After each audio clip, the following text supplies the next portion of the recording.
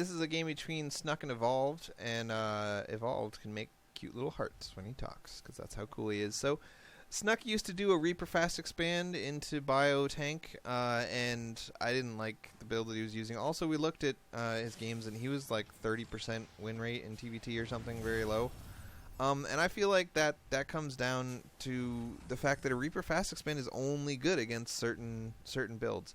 So the build that Nick and I have been using for a long time, since he lost to it when Poke Bunny did it in a tournament, is this Marine Fast Expand, where you emphasize Marines because Marines are efficient against every composition in the very early game before there can be 5 siege tanks or a Blue Flame or anything like that. And you use that to allow you to be very greedy economically. Oops, too many guys on gas. I love the little overlay in Heart of the Swarm where you can always see how many guys you have on minerals and gas without having to freaking count them. That's great. So the primary counter, the primary way to beat a Marine Fast Expand, or actually any Fast Expand, is a tank push where you quickly get 3 siege tanks and 12 Marines.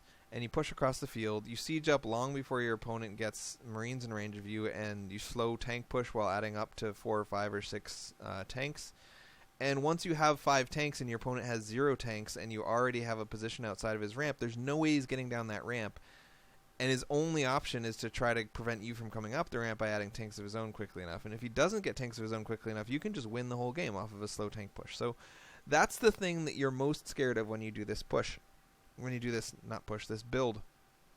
So Snuck and I did a bunch of custom games against each other where I would go for a Banshee tank push off of one base and he would go for this Marine Fast Expand.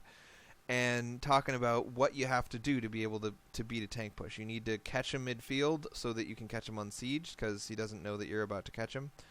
And then you need to trade for his Marines, and then that'll allow you to trade SCVs for his siege tanks very efficiently, because without Marines to protect them, siege tanks are crap against Marine SCV. And you need to get these reactors early enough so that you can spend all the money you have coming in, because if you worry too much about having a really big army at 6.5 minutes, then you're not going to have a big enough army at 8 minutes, and you're going to be dead. Getting enough gas but not too much gas is something that you really have to play with, going back and forth between when you get stuff and all that. So Mr. Evolved does the 1-1-1 tank push, the ultimate counter to Snuck's build, and Snuck sees it coming and knows exactly what needs to be done to deal with it. He's got the dude in the middle and he's got the dude over here, so that if the dude, unless he comes exactly through this spot, Snuck's going to see him coming, and Snuck walks out and trades for the Marines. But the weird thing is, once the Marines are dead, it's still this giant army for Snuck against 3 siege tanks. So what happened here is that Evolve just didn't make nearly enough Marines. So Snuck is able to completely crush this push.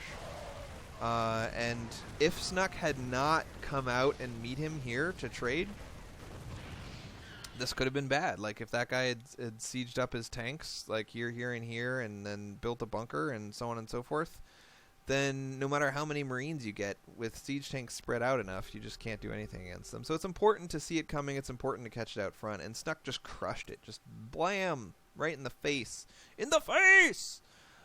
He noticed the massive overload of Marines there and redistributed them. Redistribute the wealth because we're communists.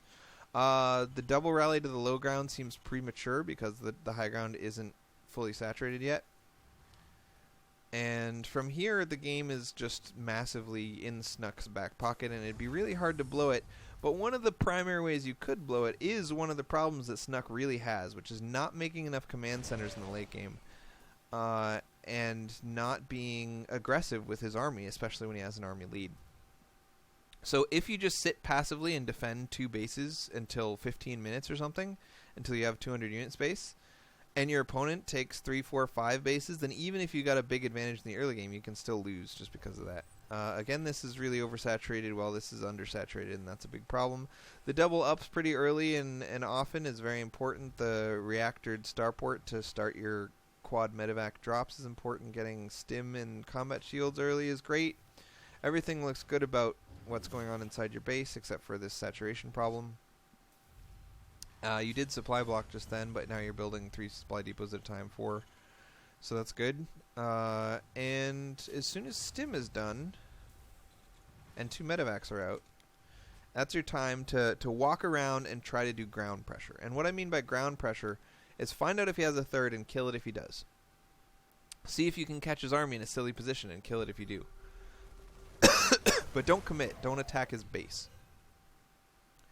And then once you get 4 medevacs, that's your cue to do air pressure, which is once you've already done your ground pressure and made sure that there's nothing you can kill on the ground, now that you have 4 medevacs, you can just drop his main with 4 freaking medevacs and kick his butt. But Snuck's ground pressure goes so well that he just wins the whole game, and that's neat. So in his base, obviously, Snuck's going to kill everything. But back here, Snuck catches all the tanks just moving through them and wipes them out. And that's awesome. So good times. Good times, man. So the biggest problems in this game for you, Mr. Snucky Pants, were the saturation balance on your main and between your main and your natural. You never made a third despite winning a very big early victory. You rallied these medevacs out to the front, and then, like, right as your medevacs were popping, you suicided your whole army. Now, it worked, and you won the game, and that's awesome. But if you'd rallied your medevacs, and then as soon as they arrived, done your attack, then you would have had 2 medevacs with that attack, which would have made it much, much stronger.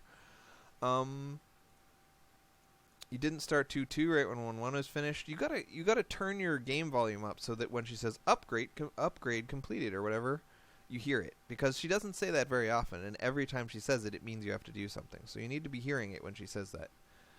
You never put guys on these gas geysers, which is a very consistent problem for you, is that a lot of times you'll build a gas geyser, and then you'll go to do something else, and then you're supposed to come back and put guys in it, and you never do. So I think, again, it'd probably be beneficial when you create the gas geysers to just immediately put 3 guys on them and let those guys be idle until the geysers are done. Better that than to never get the gas. Also, at around 12 minutes, you want to be making something happen. Now, it's not so much that you need to remember 12 minutes, but when your 4th medevac comes, that's when you really want to make something happen, right? The quad medevac drop. And at that same time, if the fight goes well for you, you want to force the fight in that time period, really. Or wait for 2-2 and then force it. But you need to make something happen before about 13 or 14 minutes, because once you have this 60 workers, you have enough to fully saturate 2 bases, and any additional workers are just being wasted, and that's when you want your third. But you never want to take your third if you're about to fight a big battle, you know? Like, you don't want to be cutting Marines to get a third and then die because you didn't have those Marines. So it's really important to fight around this time before you need to get your third up. And you did fight around this time. I'm not saying that's something you did wrong. It's just that's important. But then once you did fight and you massively won the fight, that's the time to throw down 2 additional factories in your third and get gas geysers on that and really start getting 2-2 and just pumping your gas-based economy. Because you already started your mineral-based economy, and then later you have to start your gas economy. Yeah. So everything in this game was good. I liked it. Your opponent made some very serious mistakes, which is why you won.